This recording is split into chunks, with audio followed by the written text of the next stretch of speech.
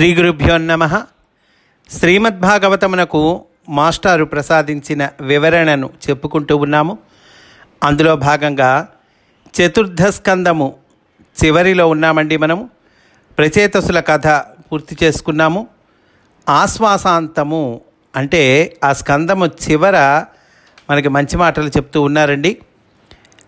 సుఖయోగి పరీక్షిత్తుకు చెప్తూ ఉన్నాడు. ఆనందమును ప్రతిపాదించునట్టి వాక్కుల విలాసము కలిగించువాడా శ్రీరాముని గుణకీర్తనమండి. దివ్యగుణములకు సముద్రము వంటివాడా, సముద్రమే వడ్డాణముగా గల భూదేవి భారమును నిర్వహింపగల సామర్థ్యమును ప్రకటించుచున్న ఆదిశేషుని వంటి కుడి భుజము కలవాడా, పరిపాలకులు ఎట్లు నడుచుకొనవలెనో ఆదర్శమైనవాడా, ఖరుడు దూషణుడు మొదలగు చీకటి ముద్దల వంటి జీవులకు భయంకరమైన సూర్యకిరణము వంటివాడా, శివుని విల్లు విరచి ఆదుకొనినవాడా, భక్తపాలన శ్రీరామా. అంటే మాస్టర్ చెప్తున్నారండి ఇక్కడ, ఆనందమును ప్రతిపాదించునట్టి రాముని వాగ్విలాసము పోతన కవిత్వమందు ప్రకటితమైనది. రాముని వాగ్విలాసం అండి ఇదంతా కూడా. పలికించడివాడు రామభద్రుడు కదా. మొట్టమొదట్లోనే పోతన గారు చెప్పారు కదండి, పలికడిది భాగవతమట, పలికించడి విభుడు రామభద్రుండట అన్నారుగా. పలికిస్తోంది రామభద్రుడయ్యా, నేను కాదు అంటున్నారు కదా. ఖరుడు దూషణుడు అనగా కఠిన ప్రవర్తనము, పరులను దూషించుట అను లక్షణములు. ఖరుడు అంటే కఠిన ప్రవర్తనము అండి. దూషణుడు అంటే ఇతరులను దూషించేటువంటి లక్షణం. అవి కలవారు చీకటి ముద్దల వలె జీవించుచుందురు. వారి బ్రతుకులకు కూడా వెలుగునిచ్చున్నది రామనామమే. ఇచ్చట దుర్గుణములే శత్రువులు కానీ అవి కల వ్యక్తులు కారు. శత్రువులు ఎవరు? దుర్గుణాలు, అంతేకాని అవి కలిగిన వ్యక్తులు కాదు. ఇంకా శ్రీరామకీర్తన జరుగుతూ ఉన్నదండి. బాణముచే మాయలేడిని చీల్చినవాడా అంటే ఆపదలు అనబడు జీవిత సన్నివేశములతో జీవుల మాయను తొలగించును. ఆనందము దయా ప్రసరించు కటాక్షములు కలవాడా, భక్తుల సముద్రమునకు తరంగమైనవాడా. అంటే తరంగము జనులను ఒడ్డునకు చేరుస్తుంది. తరంగమైనవాడా అంటే ఏంటి? తరంగం ఏం చేస్తుంది? జలములను ఒడ్డునకు చేరుస్తుంది. పాప ప్రవర్తనమనబడు చీకటికి సూర్యోదయమైనవాడా, జనకుని పుత్రికకు స్థానమైనవాడా, సముద్రమును భంగింపజేసినవాడా, దేవతల శత్రువులను చీల్చువాడా, సుందర స్త్రీలకు మన్మధుని వంటివాడా, పెద్దలచే స్తుతింపబడిన పరిసర ప్రవర్తనము కలవాడా, అన్ని లోకములకు ఉపకారము చేసినవాడా, సాటిలేని సద్గుణములతో మనోహరమైన జీవితము కలవాడా, నిర్మల ఆనందము కలిగించువాడా, మహాయుద్ధములందు విహారము చేసి భయంకర రాక్షసులను శిక్షించినవాడా అని చక్కగా శ్రీరామకీర్తన చేశారండి. ఇంతటితో చతుర్థ స్కందం అయిపోయింది. పంచమ స్కందంలోనికి మనము ప్రవేశిస్తూ ఉన్నాము. మాస్టర్ చెప్తున్నారండి మొదట్లోనే, ఇది పోతన అనువాదము కాదు. పోతన గారు 4 స్కందాల వరకు రాశారండి. మళ్ళీ 5, 6 కాకుండా 7, 8, 9, 10 ఈ 4 స్కందాలు మళ్ళీ పోతన గారు రాశారు. అంటే మొట్టమొదటి 4, మళ్ళీ 7 నుంచి మొదలుపెట్టి దశమ స్కందం వరకు ఆ 4 కూడా పోతన గారు రాశారు. అందువల్ల మాస్టర్ ఇక్కడ మనకి వివరణ ఇస్తున్నారు. ఇది పోతన అనువాదము కాదు, గంగన అను పోతన శిష్యుడు చేసిన అనువాదము. దీనిని పోతన రచన కన్నా తక్కువది అని కొందరు భావింతురు. కానీ రచన పోతన రచనకు సాటిగానే ఉండును. అనువాదము కూడా పోతన చేయవలేనే శ్రద్ధాభక్తులతో చేయబడినది. ఇట్లే సింగన షష్ఠస్కందమును కూడా చక్కగా అనువదించెను. గంగనేమో పంచమస్కందాన్ని అనువదించాడండి, సింగనేమో షష్ఠస్కందమును అనువదించాడు. వెలిగందల నారయ్య రచించిన 11, 12 స్కందములు మాత్రము రచనలోను అనువాదమునను చాలా తక్కువగా ఉన్నవి. అయితే 11, 12 స్కందాల మటుకు వెలిగందల నారయ్య రచించాడండి. గంగనామాత్యుడు అంటే ఈ 5వ స్కందాన్ని అనువదించిన ఆయన గంగనామాత్యుడు తాను అనువదించిన భాగమును కృష్ణునికి అంకితము చేసెను. అయినను పోతన భక్తి ప్రణాళికలో విప్రతిపత్తి కనిపింపదు. గ్రంథము మొదట పోతన ధ్యానించినది పరమేశ్వరుని, అంతే కదండి. పోతన గారు మొట్టమొదట ధ్యానించింది పరమేశ్వరుణ్ణి, ప్రత్యక్షమైందేమో కోదండరాముడు, షష్ట్యంతములతో సంబోధించినది శ్రీకృష్ణుని, అంకితమిచ్చినది శ్రీరామునకు. ఇది సర్వావతారమూర్తియగు నారాయణునికి అని వస్తుధ్వని కనుక చూడండి, ఆయనకి అభేదము, ఏమీ భేదం లేదండి ఆయన దృష్టిలో. అందువల్ల ఏంటి ఆయన ఇంతకీ సర్వావతారమూర్తి అయిన నారాయణునికి ఆయన వస్తుధ్వని అంకితమిచ్చింది. దాని యందు శ్రీకృష్ణ ధ్యానమే ఈ గంగన మార్గము అంటున్నారు. మనము ఆ పంచమ స్కందంలోకి వెళ్తున్నామండి. మొదటగా చక్కగా కృష్ణుణ్ణి ధ్యానం చేస్తూ ఉన్నారు. సంపదలు కలిగించి కరుణాసముద్రుడవై లక్ష్మీదేవి భర్తవై లోక శ్రేయస్సు ప్రవర్తనముగా అవతరించి లోకాతీత గుణములను ప్రదర్శించి గోకులమును విస్తరింపచేసిన నందగోపుని కుమారా వినుము. సకల పురాణముల అర్థములను లోకమున వ్యాపింపజేసిన సూతుడు సౌనకాది మహామునులతో ఇట్లనెను. ఉత్తరకు కొడుకైన పరీక్షిత్తు మహాజ్ఞాని అయిన సుఖయోగీంద్రుని చూచి ఇట్లు ప్రశ్నించెను. పరీక్షిత్తు మహారాజు సుఖయోగిని అడుగుతూ ఉన్నాడు, మునీంద్ర, ప్రియవ్రతుడు పరమ భాగవతోత్తముడు, ఆత్మజ్ఞానమునందు విహరించుచుండువాడును కదా. అతడు గృహస్థుడై ఉండి గృహముల సుఖములలో ఎట్లు మునిగి ఉండెను. ఆయన ఆత్మజ్ఞానమందు విహరించేవాడు కదా, మరి గృహస్థుడు ఎట్లా అయ్యాడు అని అడుగుతున్నాడండి. గృహస్థ ధర్మమున కర్మబంధములు తప్పవు, తత్ఫలితముగా పరాభవములు తప్పవు. అంటే ఏంటంటే మాస్టర్ చెప్తున్నారు, పరాభవములంటే అవమానములు కాదు, పరాభవములంటే అవమానాలు కాదండి, తనకిష్టము లేని వానిని సరిపెట్టుకొనవలసిన పరిస్థితులు. గృహస్థుకి ఎప్పుడైనా కూడా తనకిష్టం లేని వాటికి సరిపెట్టుకోవాల్సిన పరిస్థితి వస్తుంది. ఇది అవమానం కాదు, ఇది పరాభవము కాదు అంటున్నారు. పరాభవములు అవమానాలు కావివి, తనకిష్టం లేని వాటిని సరిపెట్టుకోవాల్సిన పరిస్థితులండి. అట్టి గృహముల యందు ఇతరులతో సంబంధములు తెంచుకొనిన వారు సంతోషముగా ఎట్లు జీవింపగలరు? అంతర్యామి అయిన విష్ణువే తమకు శరణాగతి అని శిరస్సు వంచి నమస్కరించిన మహాత్ములు కోరికలు లేనివారు. అట్టివారు కుటుంబములందు నివసించవలెనని ఇష్టపడుట సహజమా? ప్రియవ్రతునంత వానికి సంసారమునందు కోరిక ఉన్నదన్నచో నమ్మలేము కదా. ఇల్లు, భార్య, బిడ్డలు అనువానిని గూర్చి మమకారము మిగిలి ఉన్నచో పరిపూర్ణత ఎట్లు కలుగును? శ్రీహరి అనువాని తత్వము తెలిసిన వారెట్ల కుదురు? చెలింపని భక్తి కలుగుట ఎట్లు? ఇది నా సందేహము మాత్రము కానీ ప్రియవ్రతుని గూర్చిన అభిప్రాయము కాదు. దీనిని తేట తెరుపుము అని ప్రశ్నించగా సుఖయోగి ఇట్లు పలికెను.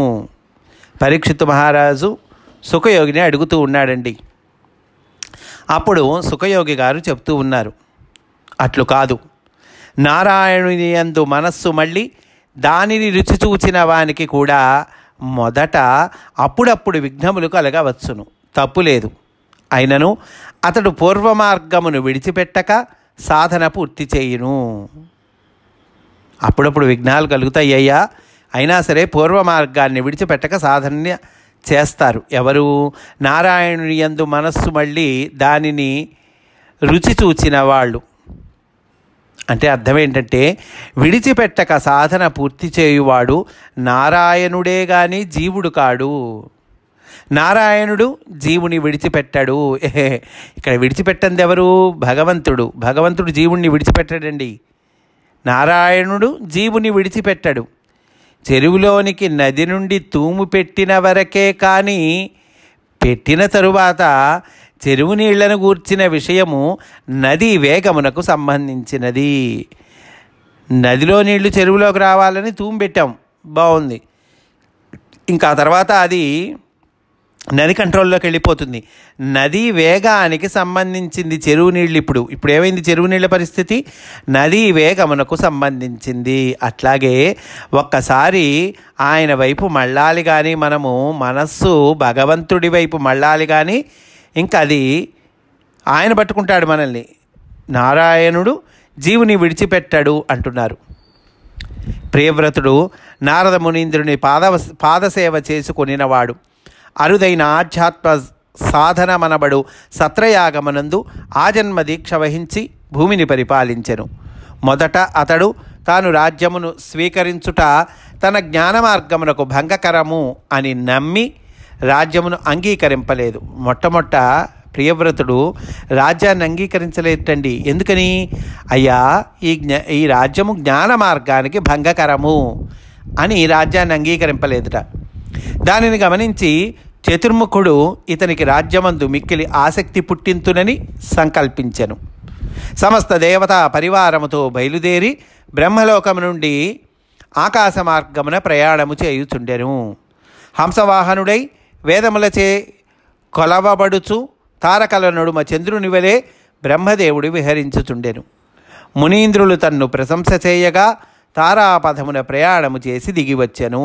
అదిగో ఆ ప్రియవ్రతుడికి కౌన్సిలింగ్ చేయటానికి బ్రహ్మగారు దిగివచ్చారండి. చతుర్ముఖుడు దిగివచ్చుట. సిద్ధులు, సాధ్యులు, గంధర్వులు, చారుణులు, గరుడ కింపురుషాదులు ఇరుదెసల స్తోత్రములు చేయుచుండగా గంధమాదన పర్వతపు లోయల దారులను వెలిగించుచూ వచ్చెను. నారదుడు స్వయంభవ మనువును ప్రియవ్రతుని తోడ్కొని నమస్కరించి బ్రహ్మను ఆహ్వానించెను. స్వయంభవ మనువు అంటే ప్రియవ్రతుని తండ్రి గారండి. స్వయంభవ మనువు కుమారులు వీళ్ళిద్దరు, ఉత్తానపాదుడు, ప్రియవ్రతుడు. సరే, ఉత్తానపాదుడు ఆయన కొడుకు ధ్రువుడు, ఆ కథ చెప్పుకున్నాం. ఆ తర్వాత ప్రియవ్రతుడి కథ మనకి చెప్తూ ఉన్నారు. నారదుడు వీళ్ళిద్దరిని తీసుకొని చక్కగా ఎదురెళ్ళి నమస్కరించారు, బ్రహ్మని ఆహ్వానించారు. ముగ్గురును స్తుతించిరి. సంతోషించి చతుర్ముఖుడు ప్రియవ్రతునితో ఇట్లనెను. ప్రియవ్రతుడితో బ్రహ్మగారు చెప్తూ ఉన్నారండి. దానికి ముందు మాస్టారు ఇక్కడ వివరిస్తున్నారు.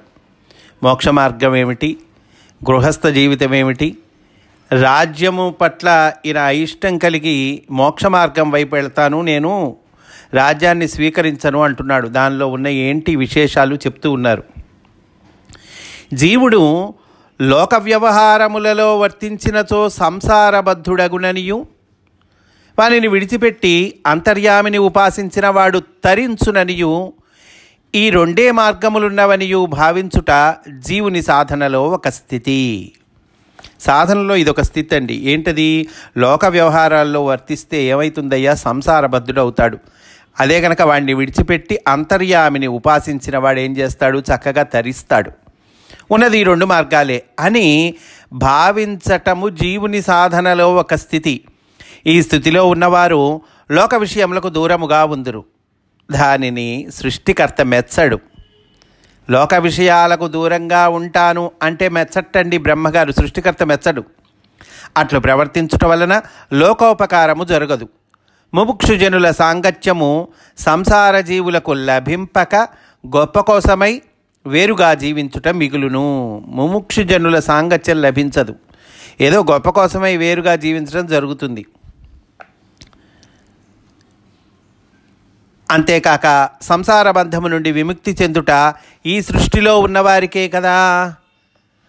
మరి సంసార బంధము, దాని నుండి విముక్తి చెందటము, ఆ సంసార బంధం ఉంటేనేగా విముక్తి చెందటం, అది ఈ సృష్టిలో ఉన్న వాళ్ళకేగా. దేహము, ఇంద్రియములు, మనస్సు ప్రసాదింపబడినది వాని సద్వినియోగమునకు కానీ దేహమును ఆవల పారవేయుటకు కాదు. ఇవన్నీ ఎందుకు ఇచ్చారండి? దేహం కానీ, ఇంద్రియాలు కానీ, మనస్సు కానీ వీటిల్ని చక్కగా వినియోగించుకోవాలి. అట్లా వినియోగించుకోవటం కోసం ఇచ్చారు కానీ ఈ దేహాన్ని పారేస్తానంటే కాదు, అది కాదు, దానికోసం కాదు ఇవ్వబడింది. ఈ దేహాదులు మనకు ప్రసాదింపబడినవి కానీ మనము కోరగా వచ్చినవి కావు.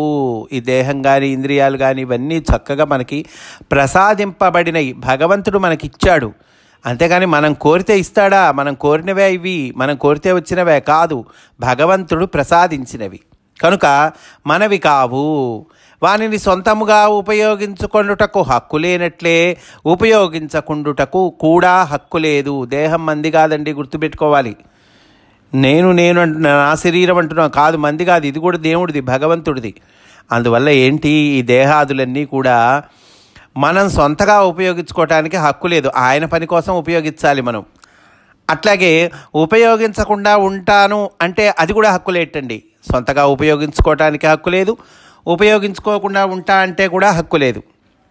ప్రభుత్వం వారు డబ్బిచ్చి ఒకనిచే వాణిజ్యము పెట్టించినప్పుడు ప్రభుత్వ ద్రవ్యము నష్టము వచ్చునేమో అని భయపడి దుకాణము మూసి కూర్చుండుట ప్రభుత్వ ద్రోహమే అగును. ప్రభుత్వం వాళ్ళు డబ్బులు ఇచ్చారు, వ్యాపారం ప్రభుత్వం తరఫున వ్యాపారం చెయ్యయ్యా అన్నారు. ఏమో ప్రభుత్వానికి నష్టం వస్తుందేమో, ఎందుకు వచ్చిన గోళాన్ని దుకాణం మూసేసి కూర్చున్నాడు అనుకోండి, అది ప్రభుత్వ ద్రోహం అవుతుందంటున్నారు. అట్లే దేహేంద్రియాదులను సద్వినియోగము చేయని వారిని బ్రహ్మ కానీ దేవతలు కానీ మెచ్చరు. సత్కర్మాచరణము వలన కర్మ నాశము కలుగునే కానీ కర్మ మానుట వలన కలుగదు. అందువల్ల మంచి పనులు చెయ్యాలయ్యా, మంచి పనులు చేయటం ద్వారా కర్మనాశం కలుగుతుంది. అంతేగాని ఆ పనులు మానేసి కూర్చుంటా అంటే కలగదయ్యా, దానివల్ల కర్మనాశం కలగదు. కర్మనాశం అంటే పూర్వం మనం చేసుకున్నటువంటి ఫలితాలు అవన్నీ అనుభవించాలి కదండి మనం. కనుక ఆ పనులు మానుకోవటం వల్ల ఏమవుతుంది, కర్మనాశనము కలగకపోగా కర్మభ్రష్టుడగును. ఇట్లు కాళ్ళు చేతులు ముడుచుకొని కూర్చుండిన వానికి పరిస్థితులు ఆవశ్యకములను కల్పించి ఏదో వ్యవహారములలోనికి దింపును. అది బ్రహ్మాదుల సంకల్పము కనుక తప్పదు. నేను ఏ పని చేయను, కాళ్ళు చేతులు ముడుచుకొని కూర్చున్నాడు అనుకోండి, వాడికి ఏదో తప్పనిసరి పరిస్థితి వస్తుంది, ఏ పని చేయక తప్పదని ఏదో పరిస్థితి వచ్చి అది ఏదో వ్యవహారంలోకి దింపుతుంది. అప్పుడు మళ్ళీ వాడు ఇబ్బందులు పడాల్సి వస్తుంది. చతుర్ముఖుడు ప్రియవ్రతునకు రాజ్యమునందు ప్రీతి కలిగింతునని దిగివచ్చిన వైభవము ఇచ్చట వర్ణింపబడినది. జీవుని చైతన్యము ప్రవృత్తి నివృత్తుల నడుమ పర్యాయత్వము చెందును. అది అతని ఇష్టము కాదు. చక్రమునందు తిరుగుచున్న ఇసుక రేణువు క్రిందకు మీదకు పోవుచుండుట తప్పించుకొనగలదా? చక్రం మీద ఇసుక రేణువు అతుక్కొనుందండి. ఈ చక్రం తిరుగుతుంటే ఆ ఇసుక రేణువు కూడా తిరగాలిగా, అంతేగాని నేను తిరగనంటే తప్పించుకుంటుందా, కుదురుతుందా? కుదరదుగా. చక్రము కేంద్రము నారాయణుని యందున్నప్పుడు పరిధుల యందు తిరుగుచున్న జీవులు ఏమి చేయగలరు? జరుగుతున్న దానికి ఇష్టపడుట సాధన చేయవలసినదే కానీ ఇష్టము వచ్చిన దానిని జరిపించుకొనుటకు యోగము మున్నగు సాధనలు చేసినచో చెడిపోవుదురు. మన ఇష్టం అని ఒకటి ఉంటుంది, నా ఇష్ట ప్రకారం నడుచుకుంటాను, దానికోసం నా ఇష్టం కోసం ఫలానా దాన్ని సాధించడం కోసం యోగము మున్నగు సాధనలు చేస్తాను అంటే చెడిపోతారట.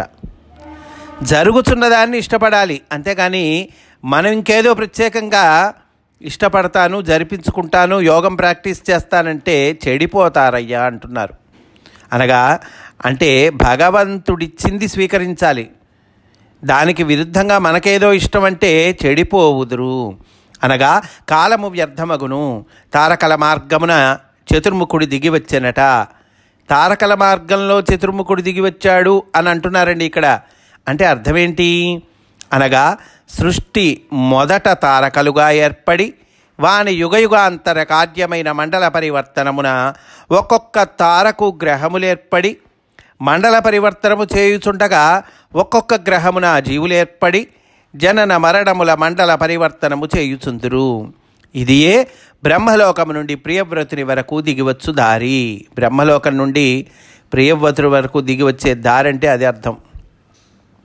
ప్రియవ్రతుడనగా తనకు ప్రియమైన దాని కొరకు వ్రతము చేయుచున్నవాడు. ప్రియవ్రతుడు అంటే అర్థం అదండి, మీనింగ్ అది. ఏంటి, తన ఇష్టము, తనకు ఇష్టం ఉంటుంది, ఆ ఇష్టమైన దాని కొరకు వ్రతం చేసేవాడు ప్రియవ్రతుడు. తనకు మోక్షము ఇష్టము కనుక రాజ్యము వలదని భీష్మించినవాడు.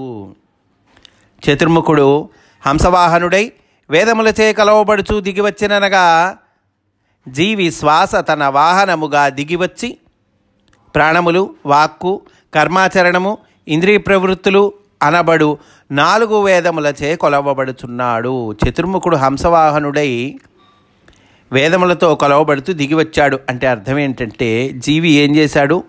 శ్వాస తన వాహనంగా దిగివచ్చాడండి. అంతే కదా. జీవుడు ప్రాణములు, వాక్కు, కర్మాచరణము, ఇంద్రియ ప్రవృత్తులు అనబడు 4 వేదములచే అతను కొలవబడుచు ఉన్నాడు. జీవి శ్వాస వాహనంగా దిగివస్తాడు.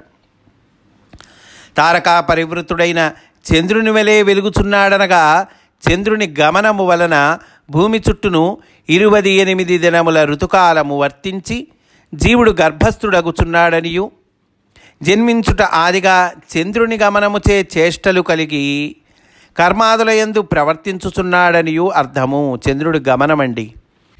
ఇంద్రాదులు సేవించుచుండిరి అనగా, ఇంద్రియాదులకు అధిపతులుగా దేవతలు దేహములయందు వర్తించుచున్నారు. ఇంద్రాదులు సేవించుచున్నారంటే అర్థం అదండి. దేవతలు దేహములయందు వర్తిస్తూ ఉన్నారు. సన్మునీంద్రులు ప్రశంసించుచున్నారనగా, సప్తఋషులు మున్నగు తారకల నుండి దిగివచ్చు జ్ఞానకాండము జీవుని ప్రజ్ఞలలో 7 ప్రజ్ఞలుగా దిగివచ్చి ఉపదేశించుచున్నది.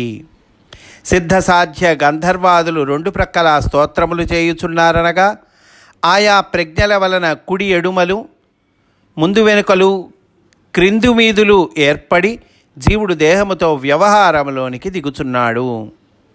గంధమాదనము అనగా పూర్వజన్మ కర్మల వాసనలను కొనివచ్చునట్టి జీవలక్షణము. దాని 2 లోయలు అనగా స్త్రీ పురుషులుగా దిగివచ్చు సృష్టి. ఈ వైభవముతో సృష్టికర్త జీవుని దగ్గరకు దిగివచ్చుచున్నాడు. దిగివచ్చిన జీవులకు నారదుడు జ్ఞానోపదేశము చేసి సృష్టికర్తతో బ్రహ్మ విద్యోపదేశమునకై అనుసంధానము చేయుచున్నాడు. అంటే నారదుడు ముందు ఉపదేశం చేశాడండి. ఆ తర్వాత వీళ్ళిద్దరినీ తీసుకెళ్ళి ఆ బ్రహ్మగారికి నమస్కారం చేయించాడు. మనం చెప్పుకున్నాం. నారదుడు మోక్షజ్ఞానమునకును స్వయంభూమనువు సమస్త కర్మాచరణ సమన్వయ రూపమైన సమర్పణ విద్యకును పరమగురువులు. మనువుతో ప్రియవ్రతుని కొని నారదుడు చతుర్ముఖునకు ఎదురు వచ్చెననగా, జీవుడు మన్వంతర ధర్మములను పాటించి మనువు ధర్మమును శాసనముగా స్వీకరించి బ్రహ్మ విద్యతో తరించు సమన్వయము చూపెనని అర్థము అంటున్నారండి. కనుక అదిగో ఆ రకంగా బ్రహ్మగారు దిగి వచ్చారు. ఆ తర్వాత బ్రహ్మగారు ఉపదేశం చేస్తారండి ప్రియవ్రతునికి. ఏమి ఉపదేశం చేశారు అనేటువంటిది రేపటి రోజున మనము చెప్పుకుందాము అని సవినయంగా మనవి చేసుకుంటూ, స్వస్తి వాసుదేవా.